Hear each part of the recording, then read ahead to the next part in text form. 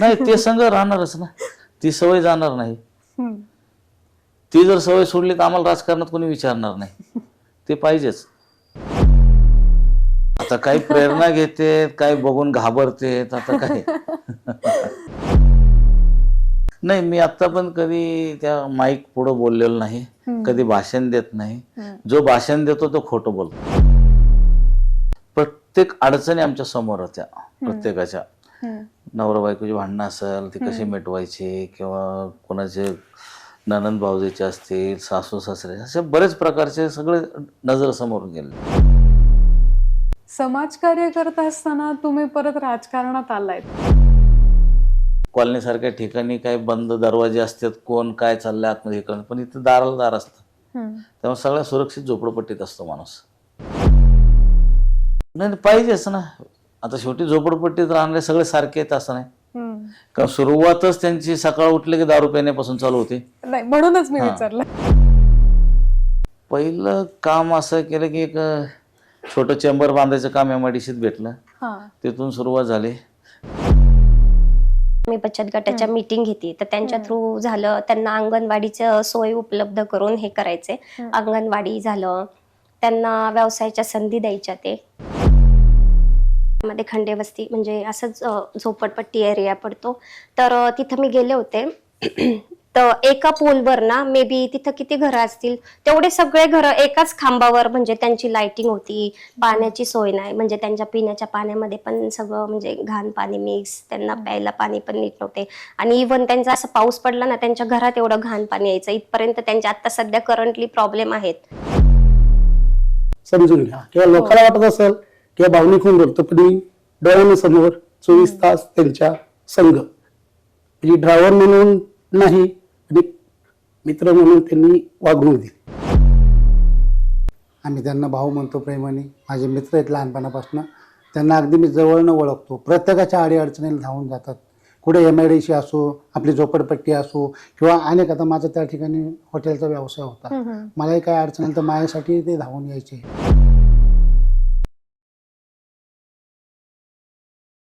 नमस्कार, मी प्रमाथी रणधीर गिड्डे. आपलं the प्रमाथी talks या पॉडकास्ट चॅनलवरती आपल्या सगळ्यांचं सहर्ष स्वागत करू इच्छिते. आज मी आली आहे अशा व्यक्तीकडे ज्यांचा संघर्ष आपल्याला पूर्ण पॉडकास्टमध्ये बघायचा आहे. तसंच त्यांनी जे त्यांचं शून्यातनं विश्व जे निर्माण केलंय हे आपल्याला जाणून घ्यायचं आहे. आज मी आली आहे शंकर अण्णा कुऱ्हाडे यांच्या घरी. नमस्कार अण्णा, कसे आहात? नमस्कार, व्यवस्थित आहे. तुम्ही तुमचं बालपण कसं होतं? आमचं बालपण काय झोपडपट्टीत गेलेलं आहे. 10 वर्षाचं असताना आम्ही तिथं आलेलो आहे. बालाजीनगर झोपडपट्टीत. तिथे कसं होतं वातावरण? शिक्षण केलं का नाही? नाही, शिक्षण तर काय केलं नाही. 7वी 8वी झालेली, आणि झोपडपट्टीचं वातावरण असल्यामुळं काही तेवढ्यापुरतं शिक्षण चालतंय. पण तुम्हाला असं वाटत नाही का की झोपडपट्टीमध्ये तुम्ही आता तो शब्द वापरताय, खरंच म्हणजे त्याला थोडंसं चेंज करायची गरज तुम्हाला वाटते का नाही? नाही, झोपडपट्टी हे झोपडपट्टीच आहे, चांगली आहे. आता चेंज करण्यासारखं तर काही वाटत नाही झोपडपट्टीला. तिथले माणसं कसे असतात? माणसं एकदम चांगली आहेत, विचाराने चांगली असतात, स्वभावाने चांगली असतात. तुमचं लहानपण कसं होतं, बालपण कसं होतं तिथलं? काही एकदम उड्या मारायचं बालपण होतं. झोपडपट्टीत इकडून तिकडं, तिकडून इकडं, अशा पद्धतीचं बालपण होतं. आणि मग तुम्ही समाजकार्यामध्ये कसं काय आला? कारण तिथे राहून तुम्हाला असं काही वेगळं वाटलं का, की बाबा आता अशी कुठली मुवमेंट आली तिथे की तुम्ही समाजकार्यामध्ये पदार्पण केलंय? नाही, समाजकारांमध्ये पदार्पण करायचं म्हणजे कसं आहे की आता प्रत्येक अडचणी आमच्या समोर होत्या, प्रत्येकाच्या. नवरा बायकोची भांडणं असेल ती कशी मिटवायची, किंवा कोणाचे नणंद भावजेचे असतील, सासू सासरे, असे बरेच प्रकारचे सगळे नजर समोरून गेलेत. त्या हिशोबानं चर्चा करत करत आम्ही त्यातच शिकलो, आणि तिथंच सुरू झालं हे सगळं समाजकारण. भांडणं होत होते का तिथे राहत असताना? रोजचेच भांडणं असायचे, रोज रोज. एखादा प्रसंग? एखादा नाही, अनेक प्रसंग असे आलेत की भांडणं चालले, पार कोणी डोके फोडते कोणाचं, कोणी पार पाय मोडते, अशा प्रकारचे बरेच चालले. तसे जागच्या जागेवर आम्ही मिटवत होतो बऱ्यापैकी. समाजकार्य करत असताना तुम्ही परत राजकारणात आलायत. नाही, समाजकारण करतानाच राजकारण येतं. हा. सुरुवात समाजकारणाची होती आणि ऑटोमॅटिक राजकारण पुढे येतं. हम्म. गेले 35-36 वर्ष तुम्ही राष्ट्रवादीमध्ये होतात हम्म. आणि तिथे तुम्ही भरपूर कामं केलीत. त्या कामांबद्दल काय सांगाल? कामांबद्दल आता काय आम्ही शासनाची कामं केलेली नाहीत, फक्त आम्ही सामाजिक कामं केलेत. जसे की जसे की आपले कोणाला हॉस्पिटलला न्यायचं आहे, हम्म. कोणाला लग्नाला मदत करायची, कोणाला मैत्रिणीला मदत करायचं, हम्म, हम्म, हम्म. अशा प्रकारची मदती आम्ही केलेल्या आहेत. पूरग्रस्त लोकांना आम्ही मदत केली आहे. कोरोनाच्या काळात आम्ही हम्म. बालाजीनगरचे जेवढे कुटुंब आहे अशा ह्याचे चार वेळा आम्ही मदत केली आहे त्यांना. कोविडमध्ये पण तुम्ही भरपूर मदत केली, त्याबद्दल काय सांगाल? कोविडमध्ये मदत करताना आम्हाला आनंद वाटत होता, हम्म. कारण आपल्या लोकांना आपण काहीतरी देतोय असं. पण त्यावेळेस परिस्थिती अशी होती ना, म्हणजे लोकांना घराच्या बाहेर जाता येत नव्हतं किंवा मदत करायला जरी आपण गेलो तरी अडचण येत होती. मग त्यावेळेस तुम्ही कसं काम केलं? नाही, आता आम्हाला काही अडचण आली नाही, कारण झोपडपट्टी आमची असल्यामुळं हम्म. सगळी लोक ऐकत होते. हम्म. प्रत्येकजण आपल्या दारात थांबवतो, आम्ही त्यांच्या दारापर्यंत जात होतो. हम्म. पूरग्रस्तांना पण तुम्ही मदत केली, हां, पूरग्रस्तांनाही केली मदत. त्यावेळेसचा काही प्रसंग? नाही, प्रसंग काय नाही, तो टी व्ही पुढे बसलो होतो, बघितलं. हम्म.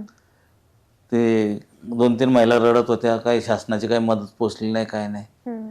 त्यामुळं मग आम्ही झटकीपट निर्णय घेतला आणि दुसऱ्या दिवशी सकाळी पाठवून दिलं मदत. तुम्ही ज्यावेळेस झोपडपट्टीमध्ये होता, तुम्ही मला सांगितलं होतं की तिथे महिला ज्या असतात हम्म. तिथली सिच्युएशन कशी असते, म्हणजे झोपडपट्टीमधली नाही, महिलांचं त्यांची शिक्षण- सुरक्षिततेचा विषय? नाही, झोपडपट्टी सगळ्यात जास्त सुरक्षित असते, कारण तिथं काही नसतंच ना. हम्म. सगळं व्यवस्थित वातावरण असतं, कारण दाराला दार असतात. हम्म. ही कॉलनीसारख्या ठिकाणी काही बंद दरवाजे असतात, कोण काय चाललंय आतमध्ये हे कळलं, पण इथं दाराला दार असतं. हम्म. त्यामुळे सगळ्या सुरक्षित झोपडपट्टीत असतो माणूस. तुम्हाला लहानपणीपासून कुठलंच व्यसन नाहीये? ते मी ठरवलं होतं की बाबा मला व्यसन करायचं नाही. झोपडपट्टीत राहून बी आम्ही त्या पद्धतीने राहिलो, कारण झोपडपट्टीत जरी राहिलं तरी आपल्या विचारावर असतं की आपल्याला काय करायचं, ते हम्म. व्यसन करायचं किंवा नाही करायचं. पण खूप कमी लोक असतात जे असं तुमच्यासारखं राहू शकतात. नाही, पाहिजेच ना. आता शेवटी झोपडपट्टीत राहणारे सगळे सारखे आहेत असं नाही, हम्म. कारण सुरुवातच त्यांची सकाळ उठले की दारू पिण्यापासून चालू होते. नाही, म्हणूनच मी विचारलं. पण ते फक्त जे सगळं जे वातावरण बघितलं ना आम्ही, की लहानपणापासून अनुभव, दारू प्यायला माणूस कुठं पडतो, मग त्याची फॅमिली येते, कसं त्याला उचलून नेते, काय करते, हे आपल्याला येऊ नये अशी पाळी, हे आम्ही डोक्यात घेतलं. तुम्ही म्हणजे कधीच कुठला नाही व्यसन? नाही, माझे मित्रमंडळी सगळे बरेच पेण्यात काही गेलेत बी, हम्म. पण मी ते ह्याला हात लावला नाही, असं की नाही आपल्याला हे करायचं नाही, हे मी ठरवलं. तुमचा पहिला जॉब काय होता? पहिला जॉब आमचा असा होता की किरकोळ आपलं कामं करायचं आम्ही, मटेरियल सप्लाय वगैरे करणं, हे एकदम किरकोळ. ते काही कामात गणतीच केली जात नव्हती तेव्हा, असं होतं. आणि मग व्यवसायाकडे कसे वळलात तुम्ही? व्यवसाय म्हणजे त्याच्यातूनच वाढत चालला ना व्यवसाय. एकदम छोटी मोठी कामं करत करत करत आता व्यवस्थित चाललेलं आहे. सुरुवात तुम्ही बालाजीनगर मधून? बालाजीनगर, हां. काय काम केलं पहिलं? पहिलं काम असं केलं की एक छोटं चेंबर बांधायचं काम MIDCत भेटलं, हा. तिथून सुरुवात झाली. काही झोपडपट्टीचे लोक जे होते इंडस्ट्रीयलमध्ये, यांना काम कोणी देत नव्हतं झोपडपट्टी म्हणून. जसं आम्ही उदयास आलो, चालू झालं, तेव्हा ऑटोमॅटिक कामं लोकांना द्यायला लागले, कामाला लोकांना नोकऱ्या द्यायला लागले. असं तुम्ही ज्यावेळेस मोठे होत होता, भांडणं हा प्रकार खूप असतो, हां, तुमच्या सोबत झालंय असं कधी? बरेच झालंय ना. एखादा प्रसंग? प्रसंग म्हणजे फार 30-40 जण अंगावर आलते. हा. हां, पण त्यावेळेसचं एक वय होतं की आम्ही असं कोणाला घाबरत नव्हतो. ओके. डायरेक्ट आक्रमण. आणि सगळ्यात महत्त्वाचं होतं की समाज मागं, हम्म. झोपडपट्टीचे लोक तुटून पडायचे. नंतर असं चालू झालं की आम्ही फक्त सुरुवात झाली की बाजूला उभं राहायचं. हम्म. महिला, पोरं, म्हातारी माणसं, ज्याला जे हाताने भेटेल ते असं समोरच्या तुटून पडायचे. त्याच्यामुळे आमच्या वस्तीवर कोणी असं काही आक्रमण करू शकत नव्हतं. असं वातावरण होतं. तुम्ही म्हणजे ज्यावेळेस राजकारणामध्ये आला, ह्या सगळ्या गोष्टी मागे ठेवल्या का त्या पुढे घेऊन आल्या? नाही, ते संघ राहणारच ना, ती सवय जाणार नाही. हम्म. ती जर सवय सोडली तर आम्हाला राजकारणात कोणी विचारणार नाही. ते पाहिजेच.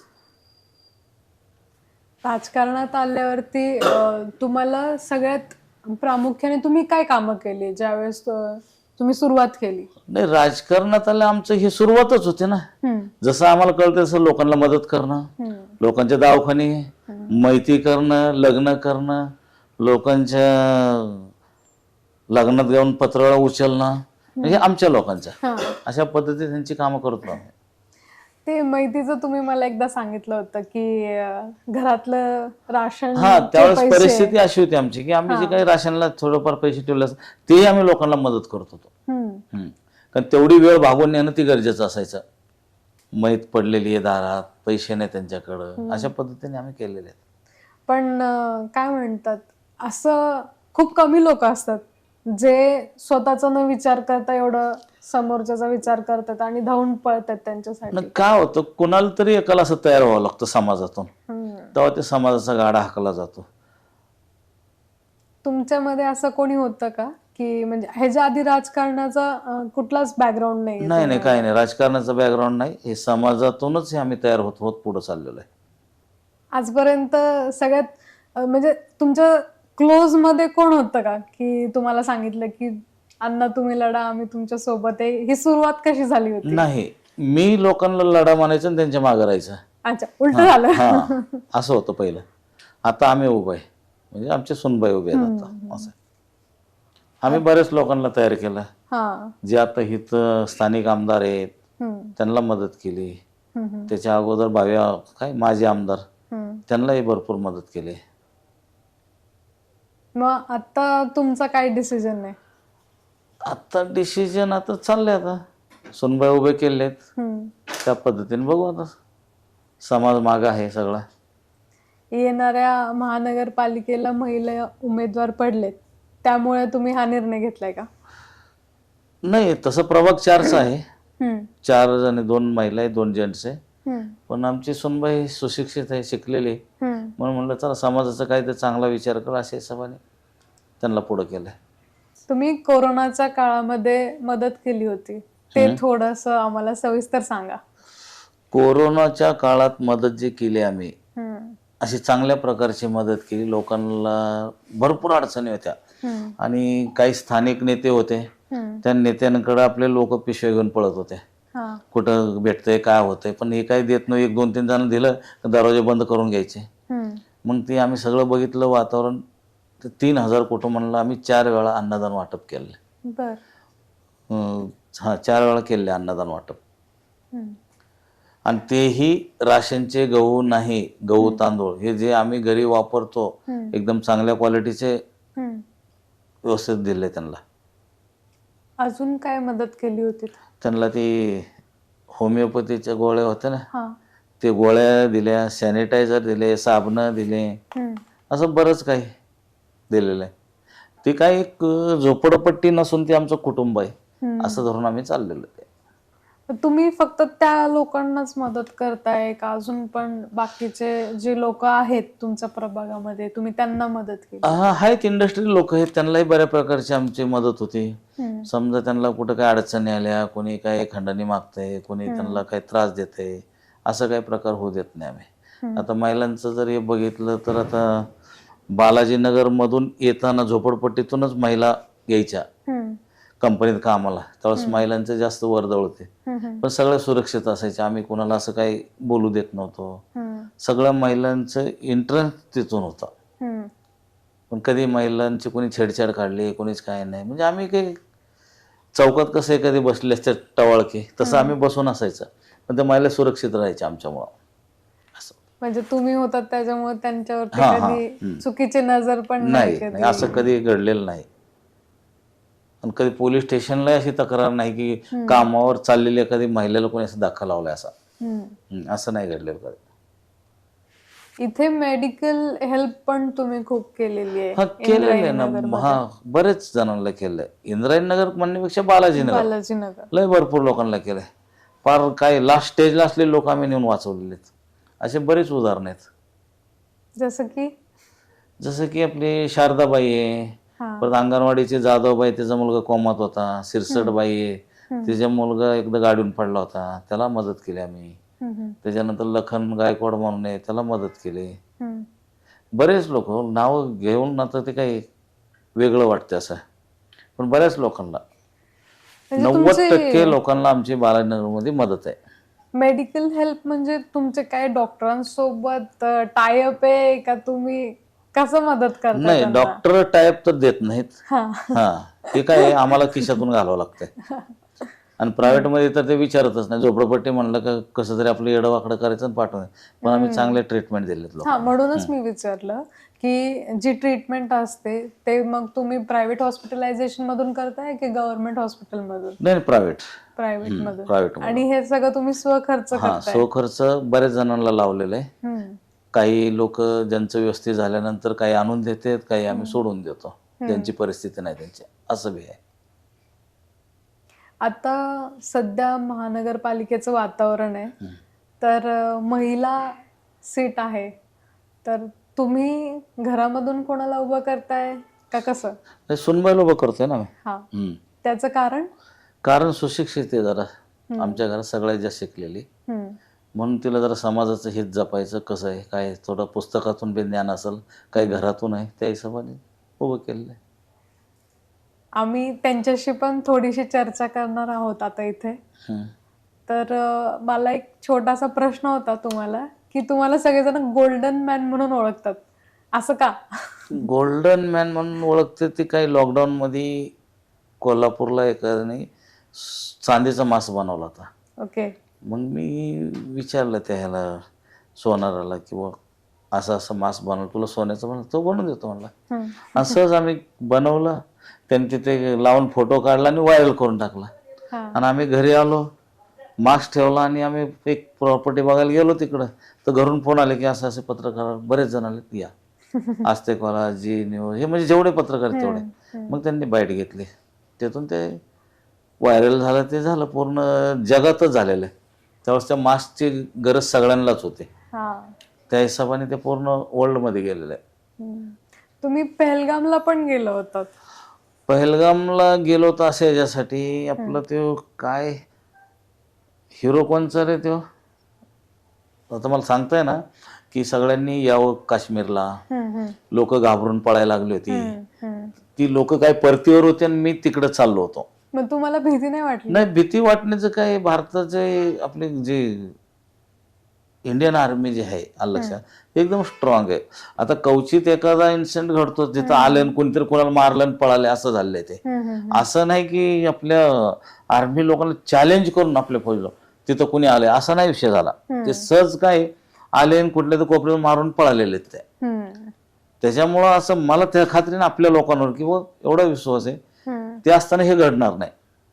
फक्त लोकांनी घाबरून पळू नये म्हणून तिथं तुम्ही गेलो होता? हा, तिथं गेलो. त्याच्यानंतर त्या आदिल म्हणून जे होतं की जे आपल्या हिंदू धर्माच्या लोकांना मारत असताना तो म्हणला हे आपले मेहमान आहे, इनको मत मारो, म्हणून त्यांनी त्याची गन पकडली.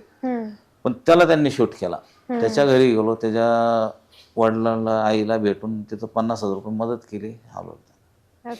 तिथे गेल्यानंतर म्हणजे तुम्ही पहलगामचा इन्सिडेंट झाल्या तिथे गेला होता का त्याच्यानंतर? इन्सिडेंट झाल्यानंतर मला वाटतं काहीतरी किती तारखेला झालं, 26 तारखेला का 22 आणि माझं 28चं आहे. म्हणजे तुमचं ऑलरेडी प्लॅन होतं? नाही नाही नाही, अच्छा, त्याच्यानंतर डायरेक्ट लगेच तिकीट काढली, हा, लगेच तिकीट काढून लगेच गेलो. म्हणजे टेररिस्टचा वॉर झाला त्याच्यामुळे तुम्ही तिकडे गेला त्यांना भेटण्यासाठी नाही गेलो त्यांना, खास लोकांनी भिवू नयेत अच्छा म्हणून गेलो. तिथं गेल्यानंतर मला कळलं की हे आदिल आहे, ह्याने असं असं केलंय, मग त्याच्या घरी गेलो. कसं वाटलं तिकडे जाऊन तुम्हाला? नाही, चांगलं वातावरण आहे, जागोजागी आपली आर्मी. हा, कुठेही असं खिंडार नाही, पण तिथं कसं काय घडलं हे सांगता येणार नाही. चांगले मजबूत आहे सुरक्षा. दरवर्षी गणपती उत्सव असतो, तो इथे खूप धूमधडाक्यात तुम्ही साजरा करता, त्याबद्दल तुम्ही काय सांगाल? त्याबद्दल असं आहे की गणपतीची आवड मला लहानपणापासून आहे. पहिलं झोपडपट्टीत असताना 40 रुपयाचा गणपती बसवला होता आम्ही, तिथून गणपतीची मला आवड आहे. त्याच्यानंतर लोकांकडे वर्गण्या वगैरे मागायला आम्ही पळत होतो, कोणी देत नव्हतं, काय नाही, म्हणून ते काय ज्यावेळेस आता आपलं व्यवस्थित चाललेलं आहे म्हणून काहीतरी आम्ही 15-16 वर्ष झाले की आम्ही गणपती एकदम धूमधडाक्यात काढतो. आणि 200, 250, 300 असे कलाकार बाहेरचे असतात, कलाकारांना रोजगार भेटतो. इथल्या लोकांना काही सांस्कृतिक खेळ बघायला भेटतात. अशा हिशोबाने हे करतोय आम्ही. वेगवेगळ्या राज्यांमधले लोक म्हणजे जी कलाकृती असते ती पाहायला भेटते इथे. हा, पाहायला भेटते. मी काय करतो, एक 2-3 महिने अगोदरच तयारी करतो की आपल्याला यावेळेस काय करायचंय, लोकांना काय आवडेल, काय बघायला चांगलं वाटतंय. मी बऱ्याच जणांच्या पहिल्या गणपती बघितल्या, मिरवणूक बघितल्या, मंडळांच्या बघितल्या. त्याच्यामुळे आम्ही आमच्या पद्धतीने काढतोय असं. तुमच्याकडे बघून प्रेरणा घ्यायला पाहिजे सगळ्यांनी.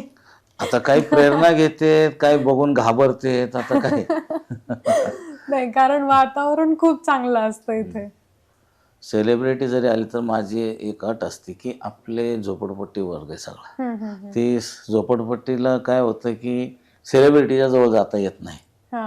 म्हणून त्यांना पहिलं काय करतो, आल्यानंतर तेवढ्या महिला वर्ग आले झोपडपट्टी, सगळ्यांशी फोटो काढणं, चर्चा करणं, बसणं, हे सगळं करायला होतं. आणि जर त्यांना आनंद जास्त पाहिजे होय तर आम्ही काय करतो, त्यांना त्यांच्यावर डान्स करायला होतो. असं. आणि ते करतात पण. हा, करतात. जेवढे सेलिब्रिटी आले, आता सेलिब्रिटी आल्यानंतरही त्यांनाही कुठला असा धक्का लागू नये असे याची आम्ही खबरदारी घेतो. म्हणजे एवढं मोकळं वातावरण असतंय. आता हे आले का बॉडीगार्डच्याच घेऱ्यात हे असतात, पण इथं आमच्या महिलांमध्ये नसतात ते. असं. कसं वाटलं तुम्हाला थोड्याशा दिलखुलास गप्पा मारून? हा, बरेच वर्षानंतर दिलखुलास काय म्हणतात ते, दिलखुलास गप्पा. गप्पा व्यवस्थित झाल्या. कारण तुम्ही काय म्हणतात त्याला, असे कार्यकर्ता आहात मी तर असं म्हणेल की काही लोक असतात रील परत भाषण ह्यामध्ये मोडणारे तुम्ही नाहीयेत.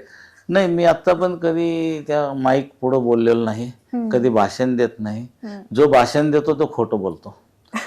ती आम्हाला अनुभव, त्याच्यामुळे ती सवय लागायला नको म्हणून आम्ही ते कॅमेरा आणि ते माईक त्याच्यापासून लांब राहतो. आता माझे दरवर्षी कार्यक्रम असतात, शूटिंग करतात, त्यांना सांगतो मी ज्या पोझिशनला आहे हो तिकडे ते शूट कर. असं नाही की तुम्ही असं उभं राहा, असं फोटो काढा, गळ्यात हात घाला, हे असलं काम माझं नाही. त्यांना ताकीदच असते, तुम्ही जसं पाहिजे तसं तुमचं तुम्ही हे करा. आज आपल्या सोबत आहेत सरिता कुराडे मॅम. नमस्कार मॅम, कसे आहात? नमस्कार, छान आहे. हा, रिलॅक्स. आपल्याला एकदम नॉर्मल टॉक्स करायचे तिथे. स्टार्टिंग फ्रॉम लग्नाच्या आधीची लाईफ सांगा मला. लग्नाच्या आधीची छान होती. म्हणजे आपल्या नॉर्मलच शाळा, स्कूल वगैरे. आणि माझ्या फॅमिलीमध्ये ना इकडे म्हणजे आम्ही 5 जण आहे. माझी छोटी बहीण आणि भाऊ आणि मम्मी पप्पा. त्याच्या काही नाही, कॉलेज, शाळा वगैरे चालू होते. काही नाही. मग कॉलेज कुठून गेलं मॅम? कॉलेज मी इथूनच केलं, स्वामी समर्थ. ओके, भोसरी. इंद्रायणी नगर. इंद्रायणी नगर. आणि कुठल्या फील्डला होता तुम्ही? मी कॉमर्सला होते. तुम्ही कॉमर्सला होता? ओके. हा. तुमचा फेवरेट सब्जेक्ट कुठला होता? इंग्लिश. ओके. नव्हते, म्हणजे पहिल्यापासून डिसिप्लिन मध्ये राहायची हॅबिट होती. कॉलेजमध्ये पण गुणवंत विद्यार्थी म्हणून बऱ्यापैकी सगळे सर वगैरे ओळखायचे. हो. आता आम्हाला सगळ्यांना असं समजलंय की तुम्हाला महिला उमेदवारी भेटते. कसं बघता तुम्ही ह्याच्याकडे? सांगायचं तर म्हणजे काही आयडिया नव्हती ऍक्च्युली. पण लकीली मला म्हणजे महिला उमेदवार आले, तर त्यामुळे पप्पांनी हे केलं की मला सजेस्ट केलं की आपण हे करूया म्हणून. त्याच्यामुळं आहे. ह्याच्या आधी कधी 4 लोकांमध्ये उठल्या बसलाय, कधी भाषण केलंय? नाही, कधीच नाही. माझं ना 18 म्हणजे मी 19 वर्षाची असताना माझं लग्न झालं. आणि माझे सासरचे आहेत ना खूप म्हणजे असे एकदम पॅम्परिंग किंवा एकदम सिक्युअर असे आहेत. असं म्हणजे कधीच मी घराच्या बाहेर आत्ता पण नव्हते. म्हणजे आता ह्या महिन्यापर्यंत पण मी घराच्या बाहेर कधीच नव्हते.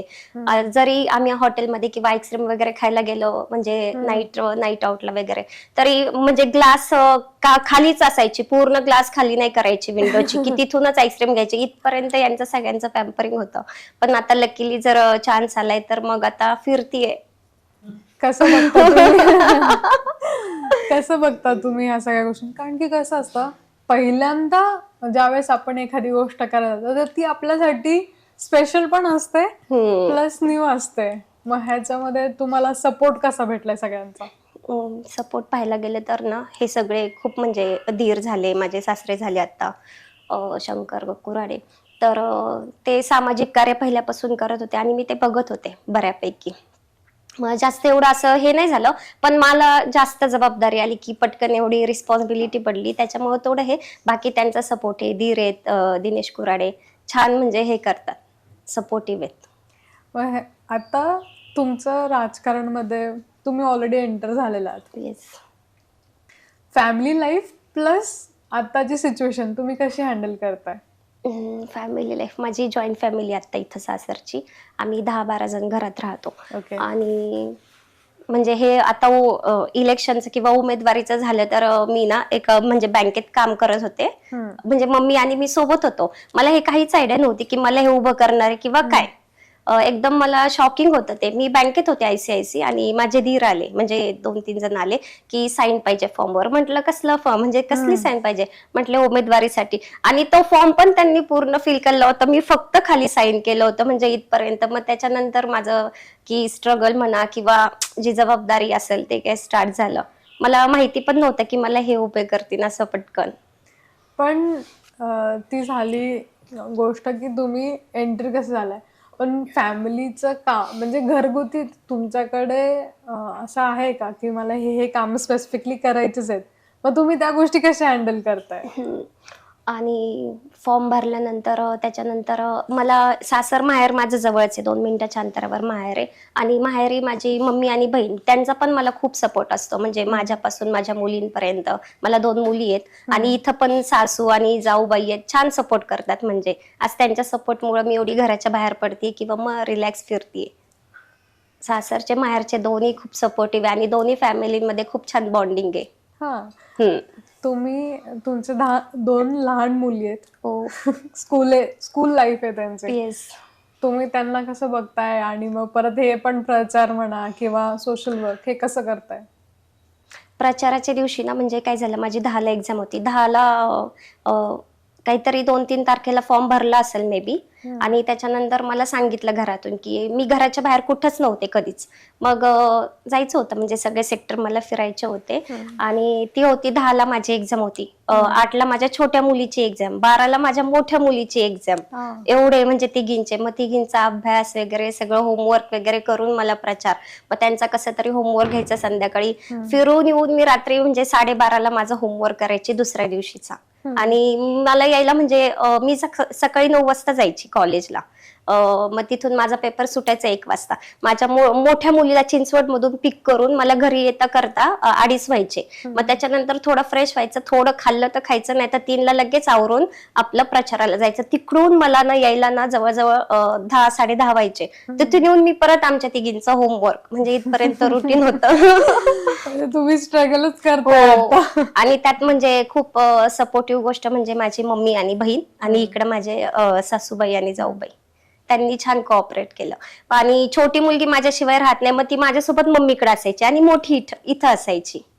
म्हणजे ते झालं, मग मॅनेज होत गेलं. आता इथपर्यंत छान चाललंय. तुमचे सासरे शंकर अण्णा कुऱ्हाडे ज्यांनी सोशल वर्क सामाजिक कार्य खूप केलेलं आहे, तुम्ही काय प्रेरणा घेताय त्यांच्याकडून? मी तर म्हणेन की ग्रेट व्यक्तिमत्व आहे. खूप म्हणजे पप्पा सगळ्यांनाच हेल्प करतात. शैक्षणिक झालं, सामाजिक झालं, प्रत्येक याच्यामध्ये पप्पांनी आतापर्यंत हेल्प केली. आणि ही प्रेरणा मी त्यांच्याकडूनच घेतली आहे ऍक्च्युली. आणि माझे धीर पण तसेच आहे, दिनेश. खूप म्हणजे कोरोना पिरियडमध्ये त्यांनी लोकांना धान्य वाटप केलं. आता पूरग्रस्त सोलापूरमध्ये पण जे इन्सिडेंट झाला त्याच्यामध्ये पण हेल्प केली. जसं की कोणी शैक्षणिक फी मागितली किंवा शाळेमध्ये काही पुस्तकं वगैरे काय असेल तर मुलांना फी वगैरे देऊन म्हणजे शिका बोलतात ते, असं करतात हेल्प. तुम्ही महिलांशी कसं कनेक्ट करताय? महिलांशी कनेक्ट करायला आता जसं की मी सेक्टर नंबर, आता मी फिरतीये, माझे बऱ्यापैकी सेक्टर झाले ते फिरून. तर सेक्टर नंबर 12 मध्ये ना आता घरकुलचे नवीन ते SRA बिल्डिंग हे झाले ते, तर तिथं बऱ्यापैकी ना महिलांचं खूप म्हणजे मोठ्या संख्येने महिला आहेत. तर त्यांचं असं म्हणणं आहे की तिथं बचत गट, आता मी बचत गटाच्या मीटिंग घेते, तर त्यांच्या थ्रू झालं त्यांना अंगणवाडीचं सोय उपलब्ध करून हे करायचे. अंगणवाडी झालं, त्यांना व्यवसायाच्या संधी द्यायच्या ते. तुम्हाला असं वाटतं का की तुमच्या एरियामधल्या महिला सुरक्षित आहेत? म्हणजे आता आपण जसं बाहेरच्या गावाचं ऐकतो तसं आता असं 2-3 केसेस झाल्या अशा लहान मुलींबद्दल किंवा काय, पण इथलं एरिया पाहिलं तर बऱ्यापैकी ठीक आहे. पण इथून पुढं पण जर मला संधी भेटली तर आपण त्यांच्या सुरक्षितेची अजून काळजी घेऊ किंवा मी प्रयत्न करत ते अजून छान राहतील. वॉर्डामध्ये काय काम राहिलेत करायचे? कारण की प्रत्येक प्रभाग जो असतो तो पूर्णपणे संपन्न नसतो, बरोबर? 100% काम कुठल्याच प्रभागाचे झालेले नसतात. जर तुम्हाला आता चान्स भेटलाच तर तुम्ही पुढे जाऊन काय काम करसाल? झालं सेक्टर 6 मध्ये सेक्टर 12 मध्ये खंडेवस्ती म्हणजे असंच झोपडपट्टी एरिया पडतो. तर तिथं मी गेले होते. तर एका पोलवर ना मे बी तिथं किती घरं असतील तेवढे सगळे घरं एकाच खांबावर, म्हणजे त्यांची लाइटिंग होती, पाण्याची सोय नाही, म्हणजे त्यांच्या पिण्याच्या पाण्यामध्ये पण सगळं म्हणजे घाण पाणी मिक्स, त्यांना प्यायला पाणी पण नीट नव्हते. आणि इव्हन त्यांचा असं पाऊस पडला ना त्यांच्या घरात एवढं घाण पाणी यायचं, इथपर्यंत त्यांच्या आता सध्या करंटली प्रॉब्लेम आहेत. आणि करल मग ते सगळं सॉर्ट आउट. अच्छा, तुमचा पुढील 5 वर्षाचा रोडमॅप काय असेल? महिलांना जॉबच्या संधी किंवा मग जे तरुण पिढी आहे त्यांना जॉबच्या संधी उपलब्ध करून द्यायच्या. आणि बालाजीनगरमध्ये मुलं आजकाल सगळ्या छोट्या छोट्या मुलांना किंवा आता एवढं पुढं गेलेलं आहे सायन्स, तर प्रत्येकाला इंग्लिश मीडियम माध्यमातून शाळा शिकायचा अधिकार आहे किंवा तो शिकलंच पाहिजे सगळ्यांनी. बरोबर. याच्यासाठी छान स्कूल पाहिजे आणि दवाखान्याच्या सोयी पाहिजे, ते जेणेकरून काही पण त्यांचे प्रॉब्लेम असेल तर ते लवकर होतील आणि त्यांना जास्त फिरायची गरज नाही पडणार आहे कुठं. काही लोकांसोबत त्यांचे हितचिंतक असणे हे खूप गरजेचं असतं. शंकर अण्णांचे हितचिंतक आज माझ्यासोबत इथे उपस्थित आहेत. नमस्कार दादा. नमस्कार. माझं नाव शिवाजी महादेव थोरात. हम्म, मी जसं पहिल्यांदा आलो बालाजीनगरमध्ये, म्हणजे पहिल्यांदा मी इथं माझं लग्न बिग्न काय झालं नव्हतं. हम्म, त्यावेळेस माझ्या लग्नाला किंवा बाकीच्याला पूर्ण मदत माझ्या सासऱ्याला सर्वांना त्यांनी केले. परत या बालाजीनगर झोपडपट्टीमध्ये हम्म, त्यावेळी ते राहत होते, जे आमच्यासारखे सामान्य राहत होते. तरी पण कोणाची अडचण आली हम्म, काय झालं तर ते पहिले स्वतः धावून जायचे, कोणाचे भांडणं हो काय हो.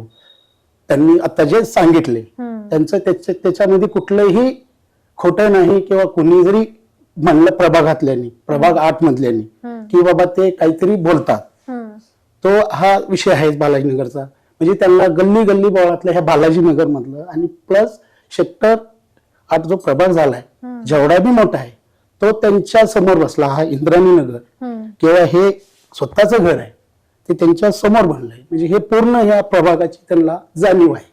त्याच्यामुळे त्यांनी की त्यांची एक शिकलेली सुनबाई आहे, ग्रॅज्युएशन हे पूर्ण झालं, त्याच्यामुळे की बाबा एक शिकलेला उमेदवार असावा महिला पल्ल्यामुळं त्यांनी ती आता सध्याला दिलेलं आहे. प्लस ते झालं, परत मी एक MIDC आहे ती, म्हणजे आता झोपडपट्टीमधले कामाला गेले माणसं पडले जे कुठून तरी कंपनीवाले दाद देत नाहीत. मेले म्हणजे वरून पडले की डायरेक्ट आमच्या इथं मरतातच.